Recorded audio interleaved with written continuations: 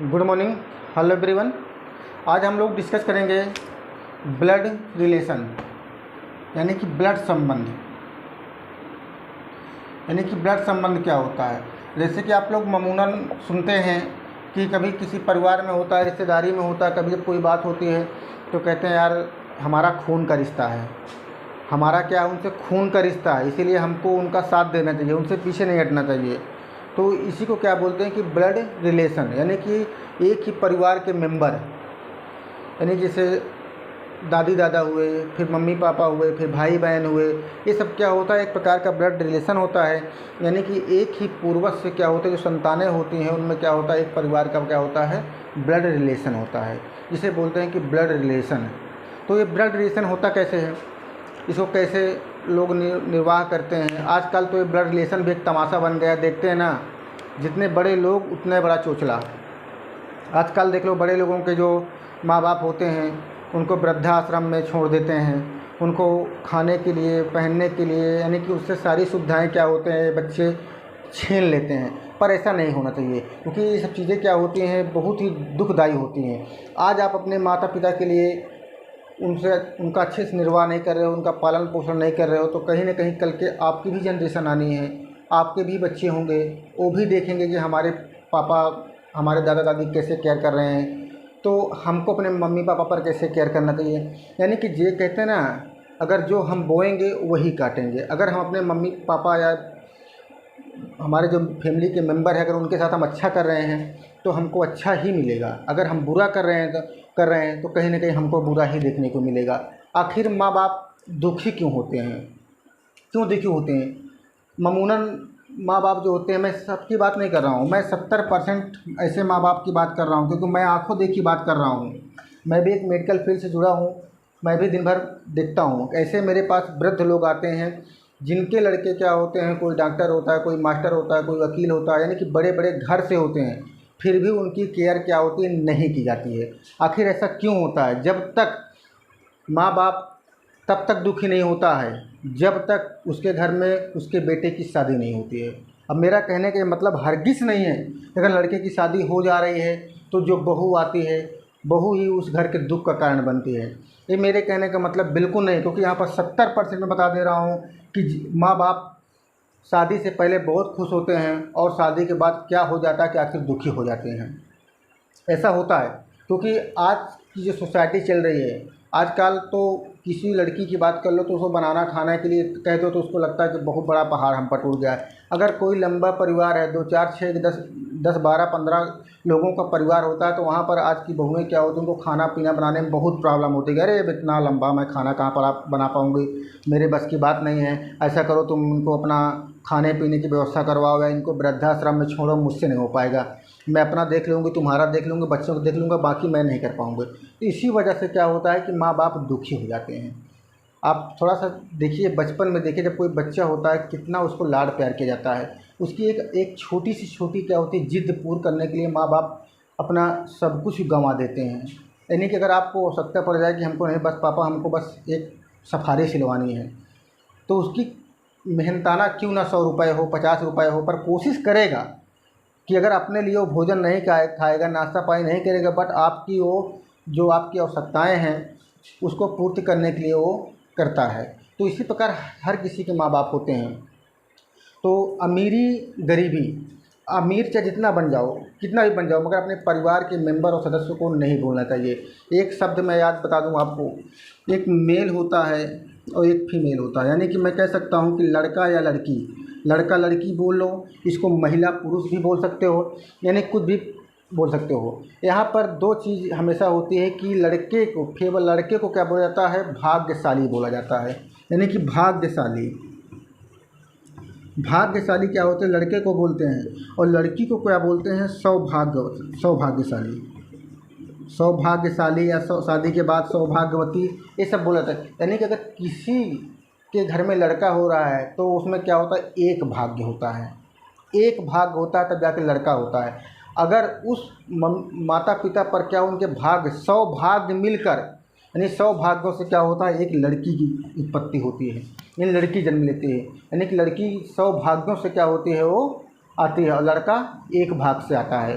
पर ऐसा क्यों हो जाता है कि दुखी होना पड़ जाता है लास्ट में।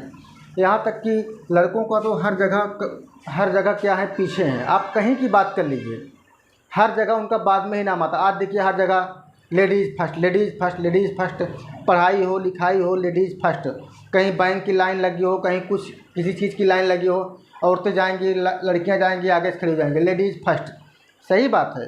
ये हमारा ये जो हम सुन रहे हैं, जो हम कह रहे हैं, एब्सोल्युटली बिल्कुल राइट है, क्योंकि ये इतिहास गवाह है। या आप वैदिक कालीन, बौद्ध कालीन, कहीं भी चले जाइए, हर जगह देखने को मिलेगा कि हाँ सबसे पहले क्या है, लेडीज़ हैं। आप भगवान पर देख लीजिए, सीताराम, सीताराम, सीता कौन है, माता हैं, राम क्या है, भगवान थे। तो यहाँ पर किसका पहले नाम आया, लोग क्या बोलते हैं, सीताराम, राम सीता तो नहीं बोलते ना। इसके बाद गौरी शंकर, गौरी शंकर, गौरी कौन है, पार्वती हैं, शंकर भगवान लास्ट में नाम लिखा है। राधा कृष्ण, यानी भगवान राधा कृष्ण का बाद में है, राधा का पहले है।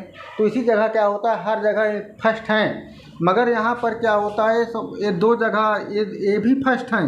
एक ससुराल जो पक्ष होता है, ससुराल में ही फर्स्ट हैं, और मायके जो होता है, मायके में फर्स्ट हैं। यानी कि जो लड़का होता है वो अपने माता पिता क्या करता है, क्रियाकर्म सब कुछ कर सकता है, यानी कि लड़का ही करता है। बट लड़की ऐसा होती है, अगर वो शादीशुदा लड़की है, अगर उसके मायके में अगर उसके भाई नहीं है, बाप नहीं है, तो अपनी मम्मी का क्रियाकर्म कर सकती है।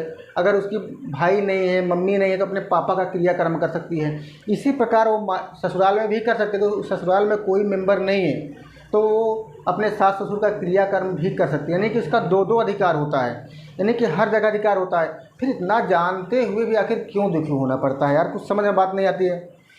क्योंकि एक चीज़ मैं एक बार पढ़ रहा था, वहाँ पर देखा था कि वहाँ पर एक चीज़ लिखा था कि एक बुढ़िया दादी थी, उसके 3 बच्चे थे, और एक मास्टर था, और एक डॉक्टर था, और एक बहुत बड़ा जज था।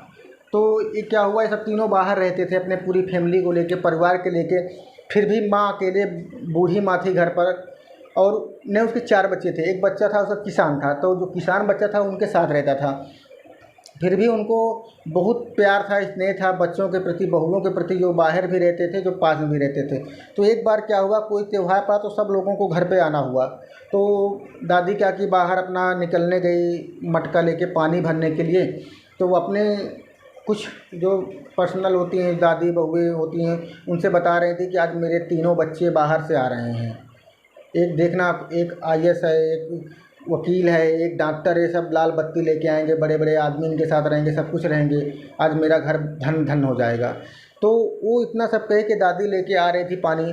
तो सबसे पहले क्या हुआ, उसके बारी बारी से सारे बच्चे आते गए, बढ़िया, कोई फार्चूनर से आ रहा है, कोई कैसे आ रहा है, देख रहे हैं कि माँ जा रही है। फिर भी माँ से बोलते हैं, माँ मैं आ गया हूँ, मैं घर चल रहा हूँ, तू आ जा। हाँ ठीक है, चल बेटा मैं आ रहा हूँ, तू चल।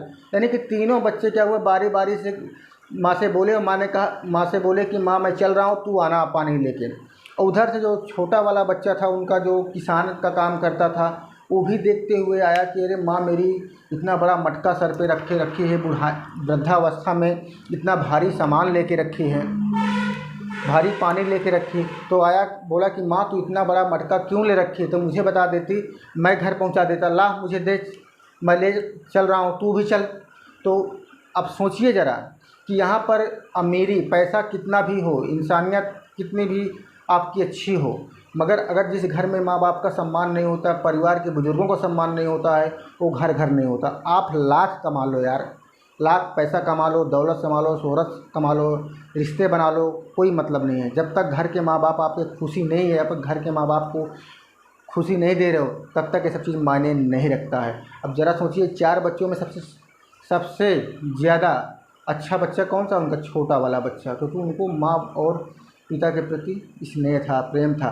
आज एक औलाद की प्राप्ति के लिए माँ बाप मंदिर, मस्जिद, गुरुद्वारा, चर्च, हर जगह क्या करते हैं, माथा टेकते हैं कि भगवान हमको एक औलाद दे दे।